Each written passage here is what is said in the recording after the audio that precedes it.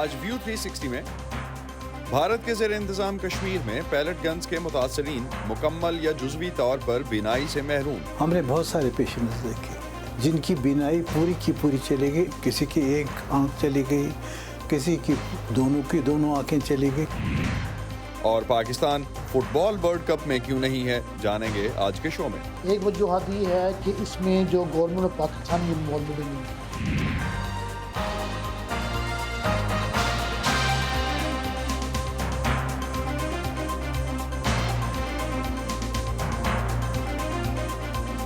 Voice of America کے Washington studios میں آپ سب کو خوش آمدید۔ آپ دیکھ رہے ہیں پروگرام ویو 360 اور میں ہوں اسد اللہ خالد۔ ہفتے کی شام نوشہرہ میں گشت پر مامور 3 پولیس اہلکاروں کو ٹارگٹ کر کے ہلاک کرنے کی ذمہ داری ٹی ٹی پی نے قبول کی ہے۔ ٹی ٹی پی کی طرف سے گزشتہ پیر کے روز حکومت کے ساتھ کئی ماہ کی جنگ بندی کے خاتمے کے اعلان کے بعد یہ دوسرا جان لیوا حملہ تھا۔ اس سے پہلے گزشتہ بدھ کے روز پولیو ورکرز کی سیکیورٹی پر تعینات پولیس کی ایک گاڑی پر خودکش حملے میں 4 افراد ہلاک ہوئے تھے۔ اس حملے میں کم از کم 30 افراد زخمی ہوئے۔ وائس آف امریکہ کے شمیم شاہد اس وقت پشاور سے ہمیں جوائن کر رہے ہیں، ان سے جانتے ہیں کہ صوبے میں سیکیورٹی خدشات کتنے سنگین ہیں۔ شمیم، جو سچویشن اس وقت ہمیں نظر آ رہی ہے اور اوورال اگر ہم دیکھتے ہیں کہ کل عدم تحریک طالبان کی طرف سے جس طرح سے پاکستان کے ساتھ جنگ بندی کے خاتمے کا اعلان کیا گیا، اس کے بعد چند حملے ہو چکے۔ خیبر پختونخوا میں کیا مقامی آبادیوں اور ان کے سیاسی نمائندوں میں اس حوالے سے کوئی تشویش نظر آتی ہے؟ تشویش بہت زیادہ ہے۔ آپ دیکھیں کل سوات میں ایک بہت بڑا جرگہ ہوا تھا اور وہاں اسی جرگے میں تمام سیاسی جماعتوں کے قائدین نے، رہنماؤں نے دہشت گردی کے خلاف مزاحمت شروع کرنے اور مزاحمت کرنے کا اعلان کر رکھا ہے اور حکومت سے بھی اقدامات اٹھانے کا مطالبہ کیا ہے۔ اسی طرح کل بنیر میں ایک بہت بڑا مظاہرہ ہوا ہے دہشت گردی کے خلاف، اور اگر آپ دیکھیں تو پچھلے اگست سے لے کے اب تک خیبر پختونخوا میں ایسا کوئی ضلع نہیں ہے جہاں پر مظاہرہ نہیں ہوگا، اور اس کی اصل وجہ یہ ہے کہ رواں ماہ 5 دسمبر تک 5 دنوں میں تقریباً 12 واقعات ہو چکے ہیں، جن میں 7 پولیس والے اور 8 سیکورٹی اہلکار ہلاک ہوئے ہیں، 11 زخمی ہیں، اور کارروائیاں جو ہے نا اس دوران اگر آپ دیکھیں تو سیکورٹی فورسز بھی الرٹ ہے، اور سیکورٹی فورسز نے کارروائیوں عسکریت پسندوں کے خلاف جو کارروائیاں ہیں وہ تیز کر دیے ہیں۔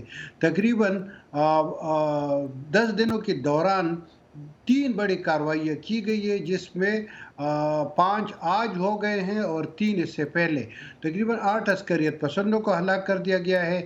3-4 دن پہلے آئی جی پی خیبر پختونخوا معظم جاں انصاری نے ایک پریس کانفرنس کیا تھا اور انہوں نے کہا ہے کہ اس میں کوئی شک نہیں ہے کہ تشدد کے واقعات بہت زیادہ ہے، مگر انہوں نے کہا کہ پولیس نے ابھی تک 500 سے زیادہ افراد کو عسکریت پسندوں کو گرفتار کیا ہے، کوئی 400 کے قریب کو مارا ہے، اور انہوں نے یہ بھی تصدیق کی کہ رواں سال 88 پولیس والے جو ہے وہ عسکریت پسندوں کے حملوں میں مارے جا چکے ہیں۔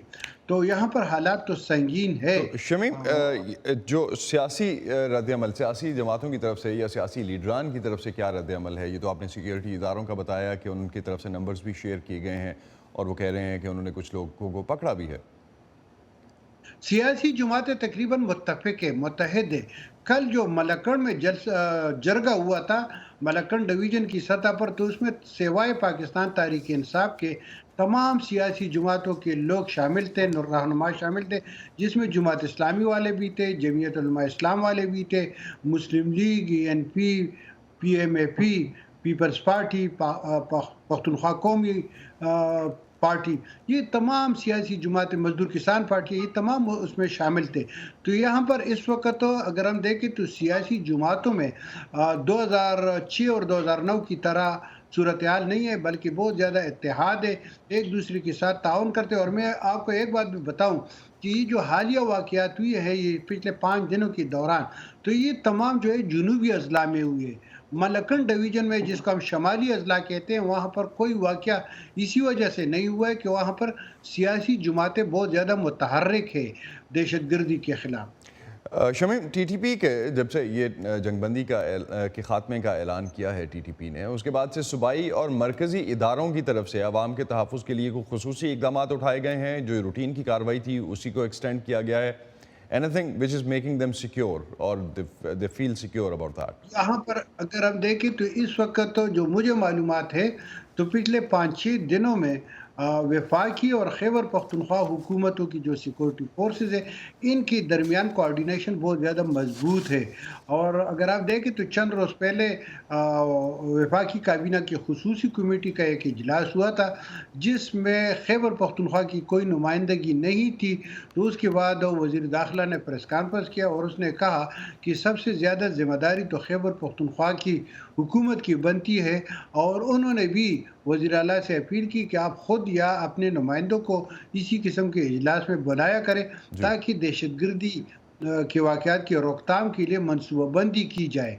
जब तक खैबर पख्तूनख्वा हुकूमत की चूँकि सियासी इख्तिलाफात तो वफाक और सूबाई हुकूमत के दरमियान इतने हो गए कि वो एक दूसरे के साथ बैठने के लिए तैयार नहीं है। और ज़्यादातर मतलब यहाँ पर जो तज्ज़ियाकार है, जो नाकिदीन है, वो उनका भी ये ख्याल है कि जो सूबाई हुकूमत और वफाकी हुकूमत के दरमियान जो महाज़ाराई है या इख्तिलाफात है, इससे अस्करियत पसंदों को मौके मिलते हैं कि वो कार्रवाइयाँ कर रहे लोगों को तकलीफ पहुँचाए। बहुत बहुत शुक्रिया शमीम शाहिद, आप हमें अपडेट कर रहे थे इस वक्त सूबे की सूरत हाल से और ओवरऑल सिक्योरिटी के जो कंसर्न्स हैं ख़ासतौर पर पाकिस्तान में TTP की जानिब से जंगबंदी के खात्मे के ऐलान के बाद। अमेरिका ने कलअदम तहरीक तालिबान पाकिस्तान के नायब अमीर और बरसगीर में अलकायदा की शाख के 3 रहनुमाओं को जुमे के रोज़ आलमी दहशतगर्द करार दिया। अमरीकी महकमा खारजा की तरफ से ये ऐलान खित्ते में बढ़ने वाले उन खदशात के बाद सामने आया है कि अफगानिस्तान में तालिबान के इक़्तिदार संभालने के बाद से दहशतगर्दों को वहाँ अपनी सरगर्मियाँ ज़्यादा आज़ादी से करने का मौका मिल गया है। अमेरिका ने TTP के नायब कारी अमजद को अफगानिस्तान में कायम तंजीम के अड्डों से पाकिस्तान में तबाहकुन हमले करने पर आलमी दहशतगर्द करार दिया है। अमरीकी वज़ीर ख़ारजा की तरफ से दिए गए बयान में कहा गया है कि अमरीका इस बात को यकीनी बनाने के लिए कि आलमी दहशतगर्द अफ़गानिस्तान में सज़ा के खौफ के बगैर अपना काम जारी ना रख सकें हर हरबा इस्तेमाल करेगा। TTP ने कारी अमजद को आलमी दहशतगर्द करार दिए जाने की मज़म्मत करते हुए कहा है कि तंजीम को अफ़गान सरज़मीन की ज़रूरत नहीं है और ना ही वो आलमी बरादरी के लिए कोई ख़तरा है। अमेरिका के इस ऐलान के बाद पाकिस्तान ने कहा है कि वो इलाकाई सिक्योरिटी के ख़तरे से निपटने के लिए आलमी बरादरी के साथ मिलकर काम करने को तैयार है और वो TTP को हकीकी ख़तरा समझता है। Kamran Bukhari new lines institute के डायरेक्टर हैं, इस वक्त हमारे साथ मौजूद हैं, उनसे इस हवाले से मज़ीद बात करते हैं। कामरान, नायब अमीर को अमेरिका की जानिब से आलमी दहशतगर्द करार दिया जाना, इससे क्या TTP को दहशतगर्दी की कार्रवाइयों से रोकने से मजबूर किया जा सकता है? देखें, ये तो इब्तिदा है, इसके अलावा भी बहुत सारे इक़दाम करने पड़ेंगे। तो ज़ाहिर है स्टेट डिपार्टमेंट को अपडेट करना पड़ता है अपनी सारी फ़हरिस्तों को कि जिसके अंदर, क्योंकि जो दहशतगर्द लीडर हलाक हो जाते हैं ज़ाहिर है फिर वो तो मूड पॉइंट हो जाता है, तो जो उनकी जगह लेते हैं उनको भी टारगेट करने की ज़रूरत होती है। तो लिस्ट तो अपडेट होती रहती हैं, लेकिन ये है कि इंटेलिजेंस की ज़रूरत है कि ये लोग कहाँ पर हैं, कहाँ से कार्रवाइयाँ कर रहे हैं, इनकी सप्लाई चेन कहाँ से आ रही है, यानी जो फ़िज़िकल सप्लाई चेन है हथियारों की और दूसरी जो चीज़ें ज़रूरत होती हैं ऑपरेशंस के लिए, और फिर इनका पैसा कहाँ से आ रहा है, और फिर उन चीज़ों को टारगेट करने की ज़रूरत है। तो इसमें आई थिंक कि पाकिस्तान और अमेरिका के माबैन जो है वो कोऑपरेशन की ज़रूरत है, जिसको आई थिंक आने वाले दिनों में हम देखेंगे कि जो है उसकी नौइयत में जो है इजाफा होगा। तो TTP का ये कहना कि पाकिस्तान पर हमलों के लिए उसे अफ़गानिस्तान की ज़रूरत नहीं है, लेकिन उसकी अगर हम लीडरशिप को देखें तो वो इस वक्त मुज़ाकरात और क़याम अमन में पाकिस्तान को अफ़गान तालिबान से मदद की उम्मीद रख रही है कुछ हद तक। अगर आज अफ़गान तालिबान की तरफ से TTP की सपोर्ट ख़त्म हो जाती है तो क्या आप समझते हैं कि ये इसी तरह से अपनी दहशतगर्दी जारी रख पाएगी ये तंजीम? नहीं, लेकिन मैं असद आई डोंट बिलीव कि जो है ये अफ़गान तालिबान की मदद ख़त्म होगी। ये जैसे साबिक़ आर्मी चीफ जनरल बाजवा ने ज़िक्र किया था जुलाई 2021 में कि ये सिक्के के 2 रुख हैं। तो ये तो बिल्कुल ऑर्गेनिकली जुड़े में हैं। तहरीक Taliban Pakistan is like a branch of Afghan Taliban. तो ये तो ऐसा हो नहीं सकता। तो दबाव सिर्फ तहरीक तालिबान पाकिस्तान पे नहीं डालने की ज़रूरत, दबाव अफ़गान तालिबान पे डालने की ज़रूरत है। और वहाँ मैं समझता हूँ कि पाकिस्तानी रियासत जो है पहले से बहुत कमज़ोर है, क्योंकि जो है जो माजी में अफ़गान तालिबान और के लिए जो सपोर्ट थी कई दहाइयों तक, वो आड़े आ रही है और वो रुकावट बनेगी पाकिस्तान की तरफ से। एक तरह समझिए कि अफ़गान तालिबान के पास पाकिस्तान के अंदर स्ट्रेटेजिक डेप्थ है। تو افغان طالبان ایک جو کہ اسٹریٹجک ڈیپتھ سمجھے جاتے تھے شاید کسی زمانے میں، اور کچھ حد تک ابھی بھی کچھ تجزیہ کار سمجھتے ہیں کہ ان کی کوئی وہاں پہ موجودگی جو ہے وہ پاکستان کو بینیفٹ کر سکتی ہے، لیکن ابھی جو حالیہ اطلاعات ہیں، خاص طور پہ ہم نے جب دیکھا کہ کونسل جنرل پر اٹیک جو ہوا اور اس کے بعد پاکستان کے کونسل جنرل پہ کابل میں جو اٹیک ہوا، اور اس کے بعد ابھی بھی جو ایک جنرل فیلر ہے اور جو خاص طور پہ ہم خبریں دیکھتے ہیں اس میں یہی سمجھا جاتا ہے کہ عام طالبان جو کہ اسٹریٹس میں پھر رہے ہیں، گلیوں میں پھر رہے ہیں، وہ پاکستان کے لیے کوئی سافٹ کارنر نہیں رکھتے۔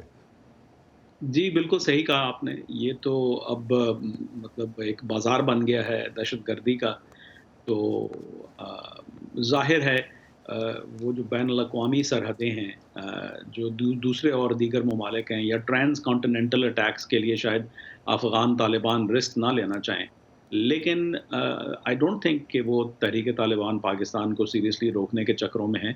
وہ اس طریقے سے پاکستان سے اپنی جو ہے اپنا وہ بارگیننگ کر رہے ہیں۔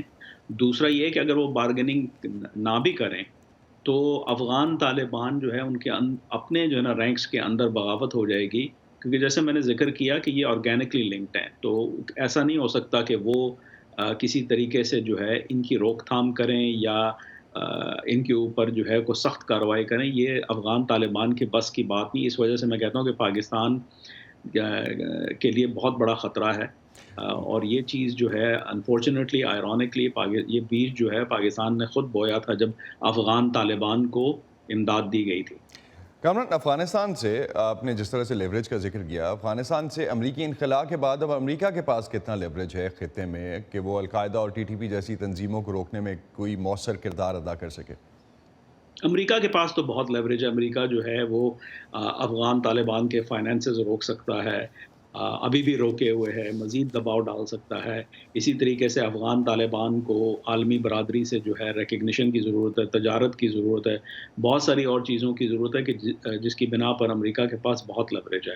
امریکہ کے پاس ٹیکنالوجی کی بھی لیوریج ہے کہ اپنا اگر کسی کو وہ جس کو over the horizon counter terrorism جو ہے اپروچ کہتے ہیں، کہ دور سے آپ جو ہے ٹیک کے ذریعے، یعنی مسلز کے ذریعے، ڈرونز کے ذریعے، فکسڈ ونگ ایئر کرافٹ کے ذریعے آپ جو ہے ٹارگٹ کر سکیں ان تنصیبات کو کہ جن سے آپ کو خطرہ ہے۔ تو امریکہ کے پاس لیوریج ہے، صرف جو اس کے برعکس اینڈ شارپلی ان کانٹراسٹ جو ہے Pakistan is very vulnerable.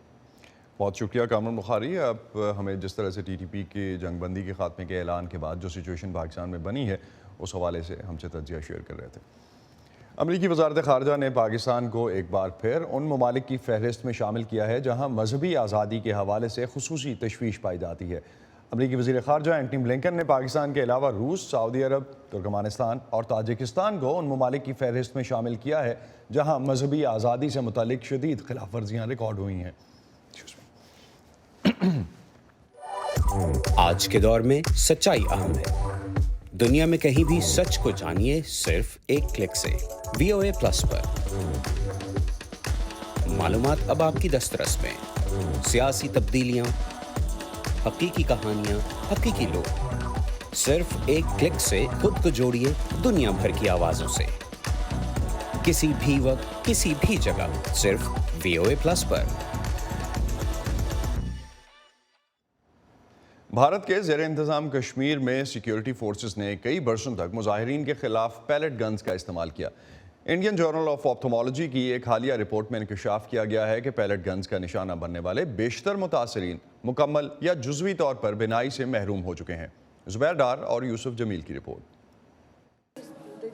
Bharat کے زیر انتظام کشمیر میں سیکیورٹی فورسز کی طرف سے مظاہرین کے خلاف پیلٹ گن یا چھرے والی بندوقوں کے استعمال کے نتیجے میں سینکڑوں افراد ایک آنکھ یا دونوں آنکھوں کی بینائی سے محروم ہو گئے ہیں۔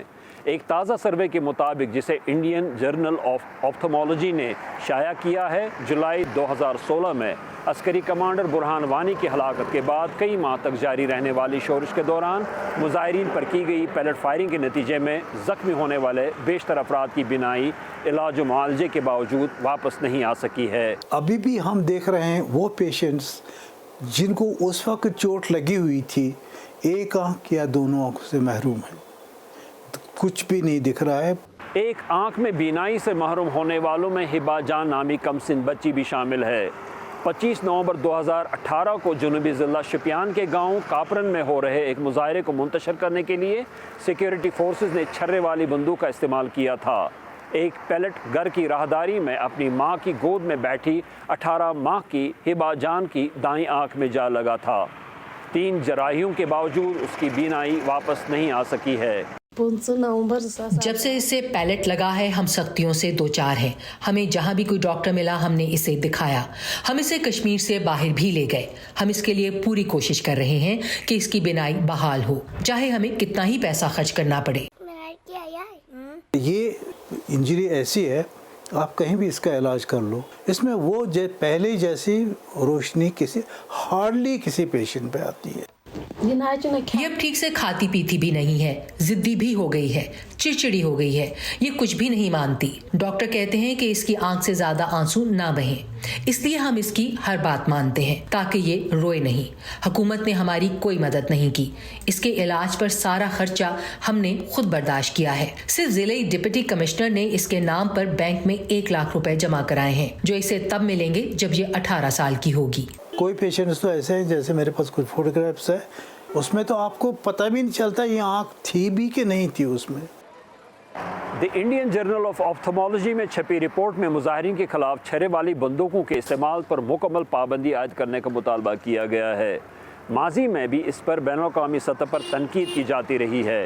इंसानी हकूक़ की आलमी तंजीम एमनेस्टी इंटरनेशनल ने इस हथियार के मोहलिक नताइज के पेश नज़र हुकूमत भारत पर इसका इस्तेमाल फौरी तौर पर बंद करने के लिए ज़ोर दिया था। हमने 2016 में हमारे जो यहाँ सारे सीनियर कंसल्टेंट्स हैं, हम लोगों ने एक प्रोटेस्ट मार्च निकाला था बाईपास रोड पर, और हमारी खाली एक ही डिमांड थी कि ये पैलेट गन इस्तेमाल मत कीजिए। उस वक्त हम लोगों ने हुर्रियत के थे, बाकी लोग लीडर्स थे, हमने उनसे भी रिक्वेस्ट की थी कि ये इन नौजवानों को आप रिक्वेस्ट कर लीजिए कि ये पत्थर का इस्तेमाल ना करें, बिकॉज आप पत्थर फेंकेंगे एक पैरामिलिट्री फोर्सेस पर, उसके हाथ में गन है, उसको परमिशन है, वो उस गन को कभी भी यूज़ कर सकता है। हुकूमती अहदेदारों का कहना है कि पैलेट गन का इस्तेमाल अमन अमान बहाल करने की कोशिशों के दौरान इंतहाई मजबूरी की हालत में किया गया। वो ये भी कहते हैं कि 5 अगस्त 2019 के बाद भारत के ज़ेर इंतज़ाम कश्मीर में पुरतशद्दुद मुजाहिरों और सिक्योरिटी फोर्सेस पर संगबारी करने का सिलसिला रुक गया, इसलिए पैलेट गन इस्तेमाल करने की नौबत भी नहीं आती है। ज़ुबैर डार के साथ Yusuf Jameel, voice of America, Srinagar. VOA news की नई स्मार्टफोन ऐप, ताज़ा तरीन खबरें, दिलचस्प ऑडियो वीडियो रिपोर्ट्स और मुनफरिद तज्ज़िये। देखें, सुने, पढ़ें और शेयर करें।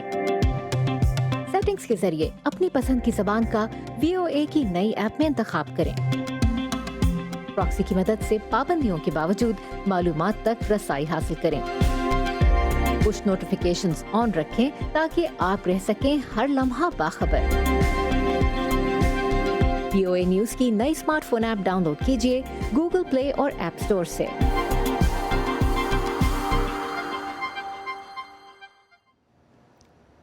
और प्रोग्राम के आखिर में बात करते हैं कतर में होने वाले फुटबॉल के आलमी मुकाबलों की। दुनिया भर में फुटबॉल के शायकीन कतर में होने वाले फीफा वर्ल्ड कप पर नजरें जमाए हुए हैं। पाकिस्तानी शायकीन भी मैचेस तो देख रहे हैं, लेकिन इस आलमी इवेंट में अपनी टीम ना होने की वजह से दीगर मुल्कों की टीमों को सपोर्ट कर रहे हैं। पाकिस्तान की फुटबॉल टीम वर्ल्ड कप के क्वालिफाइंग राउंड तक क्यों नहीं पहुंच पाती और पाकिस्तान फुटबॉल फेडरेशन खेल के फ़रोग के लिए क्या कर रही है, जानते हैं लाहौर से नवीद नसीम की रिपोर्ट में।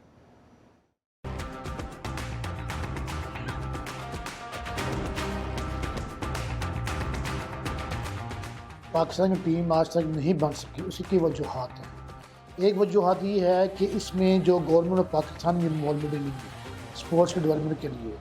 दूसरी वजह ये है कि हर डिपार्टमेंट, हर स्पॉन्सर फोकस करता है क्रिकेट को, जबकि दुनिया में 213 कंट्री हैं फुटबॉल की, लेकिन पाकिस्तान में बदकिस्मती ये है कि हमारे पास स्ट्रक्चर नहीं है, हमारे पास उस लेवल की ग्राउंड्स नहीं है, उस लेवल के हमारे पास स्टेडियम नहीं है। मेन प्रॉब्लम है वो कल्चर है, क्योंकि हमारा कल्चर डेवलप ही नहीं हो सका और क्रिकेट के अलावा और स्पोर्ट्स में। तो फुटबॉल के लिए कल्चर का डेवलप होना बहुत ज़रूरी है। जब हमारे पेरेंट्स हमारे फुटबॉल ही नहीं देखेंगे तो हमारे बच्चों को फुटबॉल कैसे पता चलेगा। मेरा ख्याल है जो फेडरेशन के मामलात रहे हैं وہ ایک بہت اہم وجہ ہے کہ پاکستان کا فٹ بال پروگریس نہیں کر سکا. اس کے ساتھ ساتھ میں یہ بھی ضرور کہوں گا کہ ایک ویژن ہوتی ہے اور ایک گول سیٹنگ ہوتی ہے کہ ہم نے کتنے سال میں فیفا ورلڈ کپ کوالیفائرز کی سٹیج کو کراس کرنا ہے. تو میں سمجھتا ہوں کہ پلیئرز سے بہت زیادہ یہ ایڈمنسٹریٹو گیپس ہیں جس کی وجہ سے پاکستان فٹ بال اپنا صلاحیت کو ورلڈ سٹیج پہ ظاہر نہیں کر سکا. دراز ہو گیا ہے ہماری پاکستان فٹ بال فیڈریشن ہے وہ انٹرنل پرابلم سے دوچار ہے.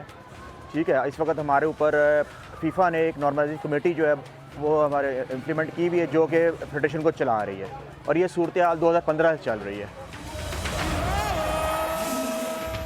پاکستان فٹ بال میں کام بہت زیادہ ہو رہا ہے. ایک تو نیشنل ٹیمز اور بوتھ مین اینڈ ویمن پہ کام ہو رہا ہے. اس میں دو بہت امپورٹنٹ چیزیں ہوئی ہیں. ایک تو یہ کہ ہم نے ان کی جو کیمپس میں آنے کی جو ریمیونریشن تھی, جو تنخواہ تھی, وہ 12,000 روپے سے بڑھا کے 4 لاکھ روپے کر دیا, اور یہ فیفا کی سپورٹ کے تھرو ہوا ہے. اور ہم نے مینس ٹیم اور ویمنس ٹیم کی ویجز میں پیرٹی بھی کر دی ہے. اس کے علاوہ اب اکیڈمیز کے ساتھ بھی کام شروع ہو گیا ہے, اور ایک ڈومیسٹک کمپیٹیٹیو فریم ورک پہ کام ہو رہا ہے جس میں کلبز کو فائنینشیل بینیفٹ ملیں گے کمپٹیشن کھیلنے کے. ہماری ٹریننگ میں کوئی ایسا فالٹ نہیں ہے کہ ہم اس کو کہہ سکتے ہیں کہ مطلب یہ ٹریننگ انٹرنیشنل اسٹینڈرڈ کی نہیں ہے. نہیں, ہمیں فارنر بیسز ملے ہوئے ہیں. ہمارا جو کوچ ہے وہ پرو لائسنس کوچ ہے. ہمارا کوچ انٹرنیشنل اسٹینڈرڈ کے اوپر میچ کرتا ہے. ہمارے پلیئرز انٹرنیشنل اسٹینڈرڈ کے اوپر میچ کرتے ہیں. اور ہم لوگوں کو اگر اسی طریقے سے کنٹینیوٹی رہی اور ہم لوگ اسی طریقے سے ایونٹس کھیلتے رہے, کنٹریز کا کھیلتے رہے, تو اور کچھ نہیں تو میرا خیال ہے کہ بہت جلد پاکستان ورلڈ کپ کی طرف جا سکتا ہے. اگر گورنمنٹ پاکستان ایک سٹیپ اٹھا لے کہ جتنے پاکستان میں ڈپارٹمنٹ ہیں یا فیکٹریز ہیں وہ اپنی سپورٹس ڈپارٹمنٹ بنائیں, اپنے گراؤنڈیں بنائیں, اپنی ٹیمز بنائیں, پھر ہم سوچ سکتے ہیں آگے کی ایشیا میں ہمارا کہیں نام سٹینڈ کرے گا. شاید ہماری ٹیم ابھی اس سٹیج پہ نہیں ہے کہ ہم ورلڈ کپ میں حصہ لے سکیں, تو اگر بہت اچھی طرح محنت کریں تو 12 سے 15 سال منیمم ہے کہ ہم اسپائر کر سکیں فیفا ورلڈ کپ میں کھیلنے کے لیے.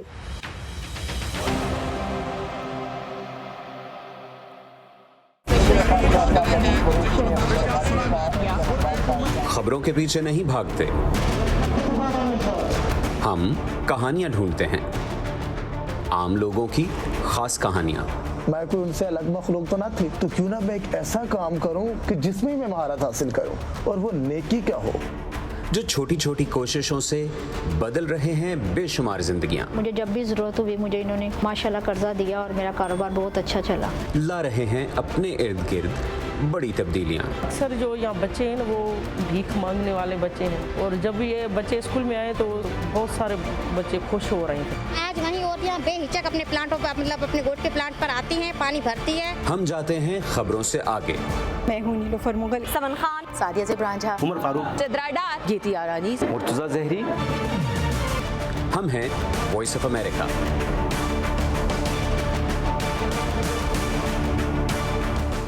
اسی پر ختم کرتے ہیں آج کا ویو 360. اسٹے سیف, اور پاکستان اور خطے سمیت دنیا بھر کی اہم خبروں اور دلچسپ معلومات کے لیے آپ آ سکتے ہیں ہماری ویب سائٹ urduvoa.com پر. یہ سارا کانٹینٹ آپ کو ملے گا ہمارے سوشل میڈیا پلیٹ فارمز پر بھی, facebook.com/VOA Urdu, یوٹیوب پر ہمارا چینل ہے VOA Urdu کے نام سے, اور ٹویٹر انسٹاگرام پر ہمارا ہینڈل ہے @VOA Urdu. اب تک کے لیے اتنا ہی ہے. اسد اللہ خالد کو اجازت دیجیے. خدا حافظ.